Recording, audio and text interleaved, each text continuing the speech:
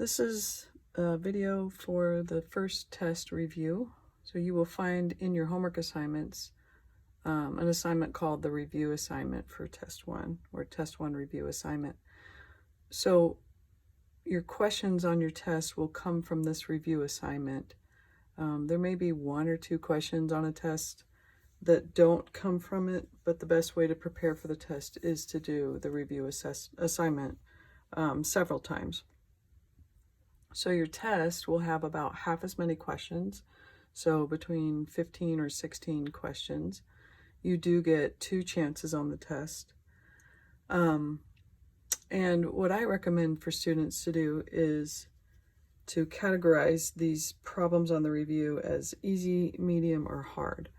So easy doesn't mean that you look at it and it should just be, completely intuitive. What it means is that it's easy to learn or easy to calculate once you understand the tools. So I have split these videos into 4 different videos. The first one, this one, will talk about the easy problems from the review. The second one would be the medium, the third is the hard, and then the fourth would be any problems where I wanted to show you the computer screen because it was something you were actually calculating on MyMathLab. My recommendation is that you study the easy problems first, get to where you can do them very quickly and proficiently, because typically if you can get all the easy problems right, you're at least at 60 to 70% on the test. And then from there I would start working on the medium problems. The thing is that the problems on the test are all worth the same amount. So you can learn, 10 easy problems in 10 minutes, but it might take you 10 minutes to learn one hard problem. So what you want to do is you get the best use out of your study time. Ultimately, if you could learn all the problems, that's great. But I recommend that you start by learning all the easy problems and then graduate to the medium and graduate to the hard. Okay, so here I go with the easy questions. Starting off with number 1. Number 1 is simply adding fractions. We have 2/6 plus 4/7. I would use my calculator for that, just for sake of accuracy and speed, and I get 19 over 21.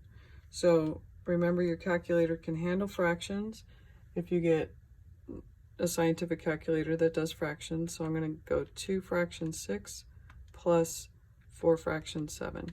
If you would like some help on how to use your fraction tool on your calculator, please let me know. I'd be happy to work with you with your calculator. Okay, so next one is problem number 2. Same thing, I'm going to use my calculator. So I have 2/3 minus 1/5.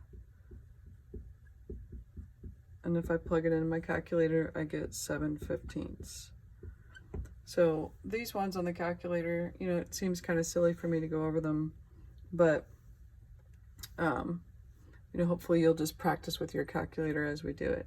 Okay, so question 3, a family has an annual income of $21,600.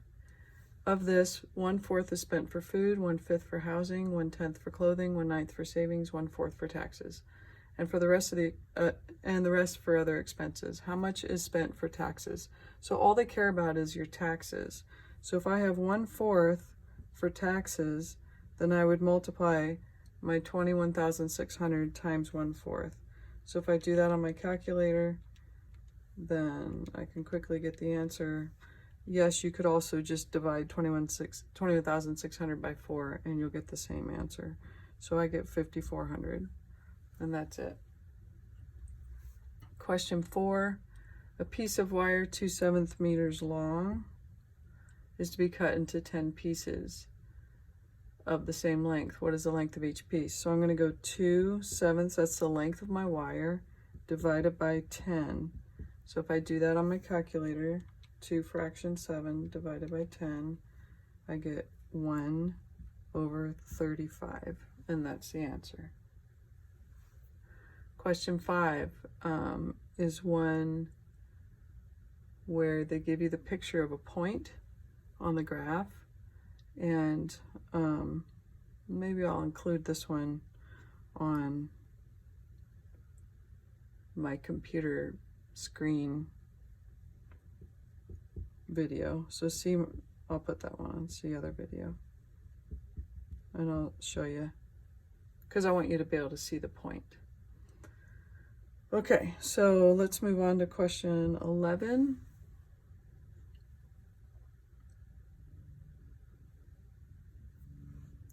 So 11 has this recording that keeps track of the gas that Ned bought for his car. Complete the chart as indicated. So the first blank, they want you to find the miles traveled. So you can take the odometer at end. So the end odometer was 32,652.9, and then subtract the odometer at start, which was 32,360.3. And the answer to that first blank, the miles traveled, is 292.6.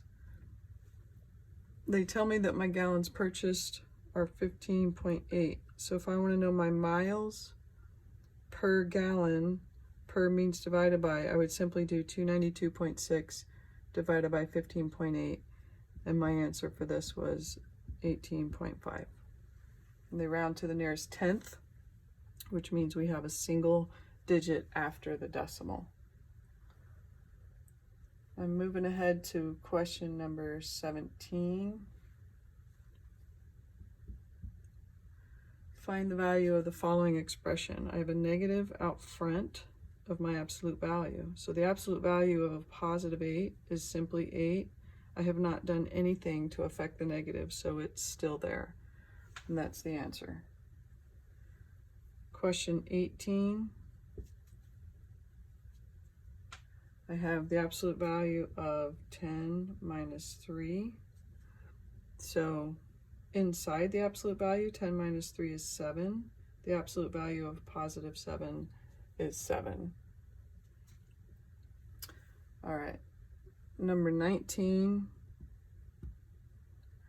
I've got 3/10 minus parentheses negative 2/3. So you can literally type this into your calculator exactly as it is, or you can recognize that two minuses together turn into a single plus. So you could also type that into your calculator, 3/10 plus 2/3. Either way, you should get the same answer. My answer was 29/30. Question 20. I have 8 minus parenthesis negative 3 minus 9 plus 4. Again, you can type this exactly the way it is using parentheses and everything into your calculator. 8 minus parenthesis negative 3 close parenthesis minus 9 plus 4. Or you could do it by hand. The minus and minus becomes a plus. We work from left to right. So 8 plus 3 is 11. Minus 9 plus 4. 11 minus 9 is 2. Plus 4 gives me 6 for the whole thing. Number 21.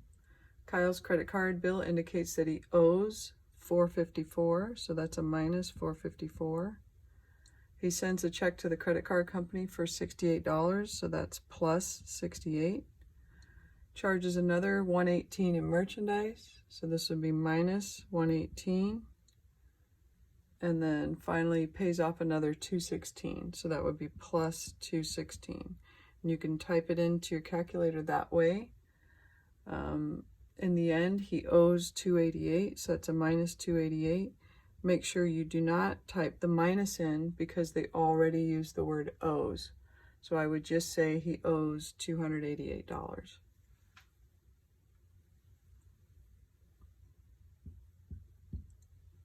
Okay, 22 is an easy calculator problem. Negative 5/7 times negative 9/4.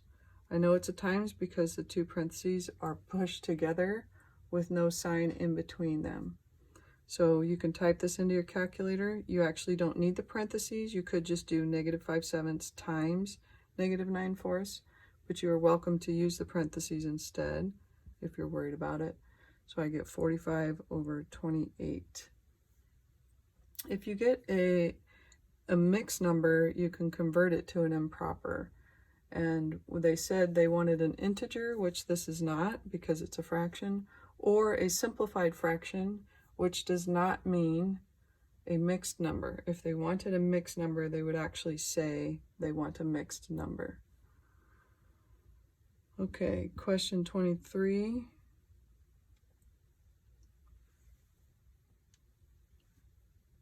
We have negative 9.074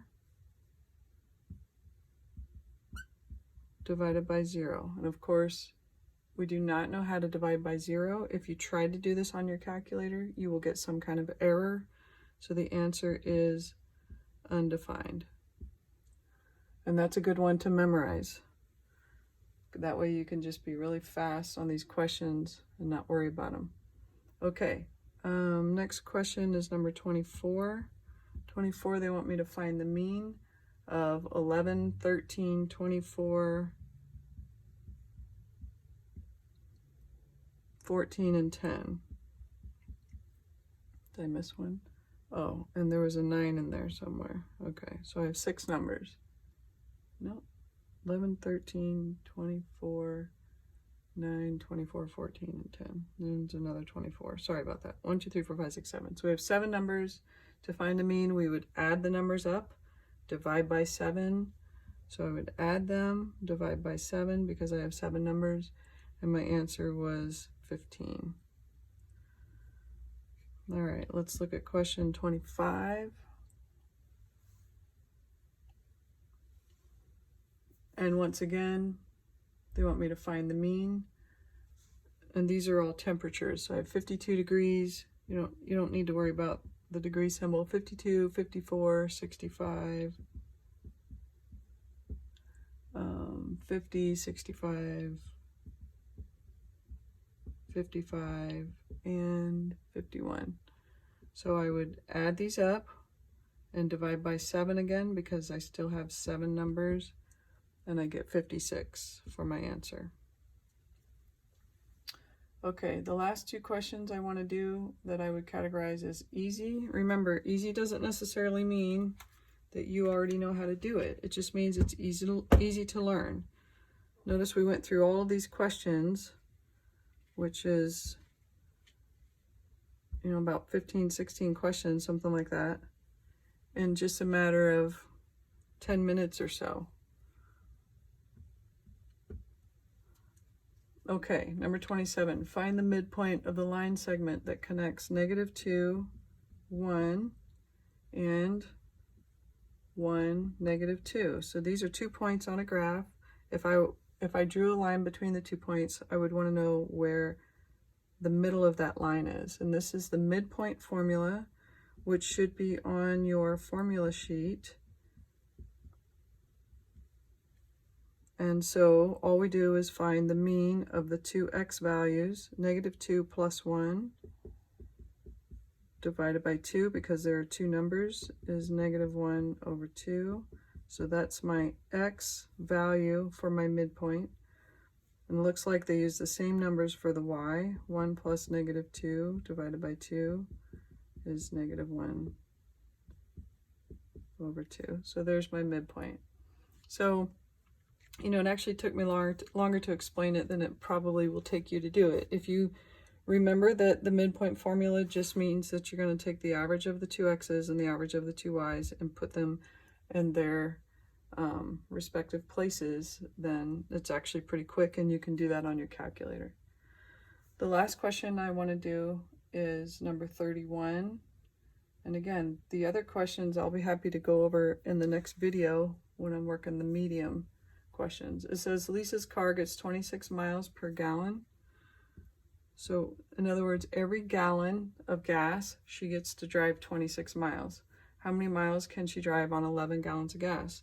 So for every gallon, she goes 26 miles. So if she has 11 gallons, it would be 11 times 26, which is 286 miles. And this concludes the easy problems from the Unit 1 test review, not including 5. I'll put that on another video.